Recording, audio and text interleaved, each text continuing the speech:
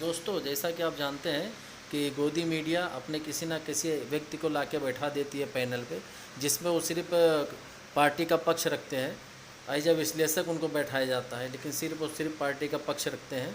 तो इस डिबेट में भी ऐसा ही हुआ है। संगीता रागी जो हैं, उनको कांग्रेस प्रवक्ता ने अच्छे से उनका बैंड बजाया है। तो दोस्तों आइए देखते हैं आगे की वीडियो। साउंड एक 7 एक्शन। महिमा जी, आपके चैनल की तरफ से आज ऑडियो को बार बार मुझे मालूम नहीं है छेड़ा जा रहा है या कुछ और तकनीकी समस्या है, क्योंकि बार बार आवाज बिल्कुल कम हो जाती है, मैं सुन नहीं पाती हूँ। अभी जो महोदय बोल रहे थे उनका ज्यादातर वक्तव्य मैं नहीं सुन पाई। अभी आपके सवाल पूछने के बाद पूछना चाहती हूँ, ये हर बार हर चीज में साजिश क्यों लग जाती है?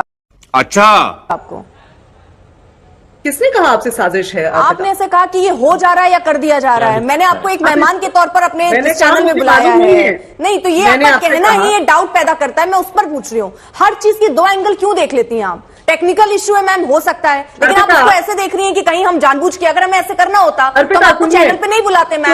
आपका ओपिनियन लेते। मैं बता देती हूँ। तो प्लीज हर चीज में दो चीज में ढूंढा कीजिए मैम, प्लीज। डांट मत लगाइए, मैं क्लास में प्लीज करके बात कर रही हूँ। प्लीज करना कब डांटना हो गया मुझे बता दीजिए। मेरे माँ बाप ने प्लीज करके कभी मुझे डांटा नहीं है। प्लीज करके मैं आपसे रिक्वेस्ट कर रही हूँ।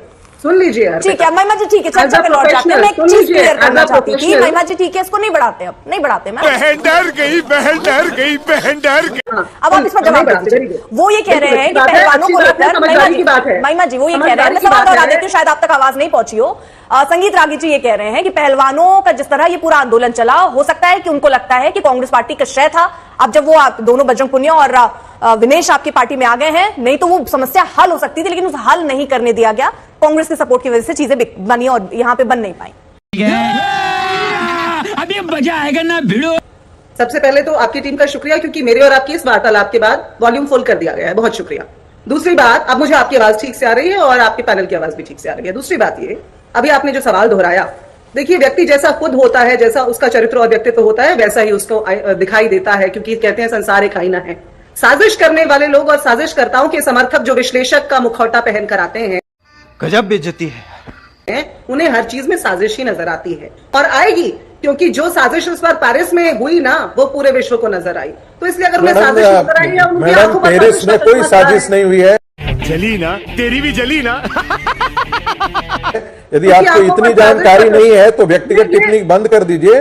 और पेरिस में यदि आप साजिश देखते हैं तो आपकी बुद्धि पर हमें तरस आती है। आज के दिन में विनेश फोगाट ने भी ऐसी कहने की हिम्मत नहीं जुटाई कि हमारे साथ साजिश हुई है, और कांग्रेस पार्टी का प्रवक्ता राष्ट्रीय चैनल पर आकर के कह रहा है कि उनके साथ साजिश हुई है।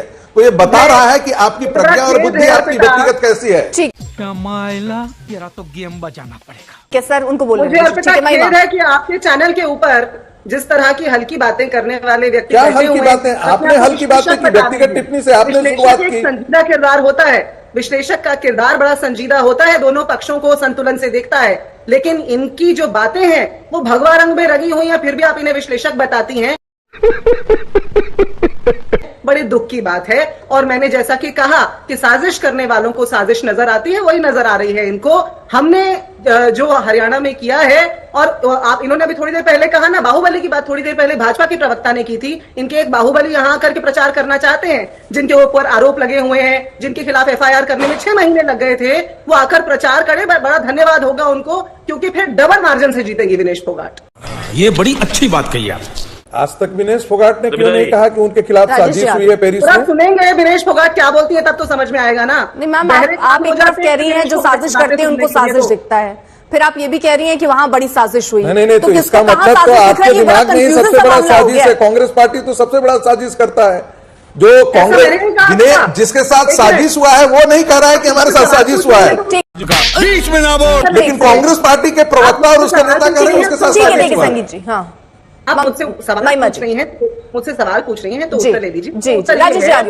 आप पूछ रही हैं कि मुझे साजिश दिख रही है। जरा आप जितने तमाम बड़े अखबार हैं ना, Dainik Bhaskar, Indian express, the Hindu, उनमें बड़े बड़े विश्लेषकों की, सही मायने में जो विश्लेषक हैं, उनकी रिपोर्ट्स उठाकर पढ़िए। किसी विश्लेषक ने नहीं कहा है, आप एक बता दीजिए। किसी विश्लेषक ने नहीं कहा है, नेताओं ने कहा है। दोनों के बीच में अंतर है। नेताओं का स्टेटमेंट ये देखिए, ये जो बौखलाहट, भाजपा वाली बौखलाहट, बोलने दे, तकलीफ हुआ बेचारे को, बोल। हाँ। भाजपा वाली बौखलाहट नीचे लेवल में भाजपा वाला लगा ले तो अच्छा रहेगा, जनता के लिए, आपके लिए नहीं। लेकिन मैं एक बात ये कह दूं अर्पिता कि उनको 50 केजी में जो कंटेस्ट करने के लिए अंतिम पंघाल को बीच में लाया, वो पूरी कॉन्स्पिरेसी दोबारा नहीं बताना चाहती मैं, लेकिन जो बीच में एक एडहॉक कमेटी बनी थी, उस एडहॉक कमेटी ने विनेश फोगाट से वायदा किया था, जब विनेश फोगाट के पांव में चोट लगी हुई थी, ये कहा था कि ये चोट ठीक हो जाने के बाद ट्रायल दोबारा से होगा और उसके बाद तय किया जाएगा अंतरराष्ट्रीय स्तर पर 52 केजी में कौन प्रतिनिधित्व करेगा देश का। लेकिन उस वादे से वो एडहॉक कमेटी बाद में मुकर गई, क्योंकि वादे कहां, कौन वादे तो तोड़ने के लिए होते हैं भाजपा में। बात तो सही है।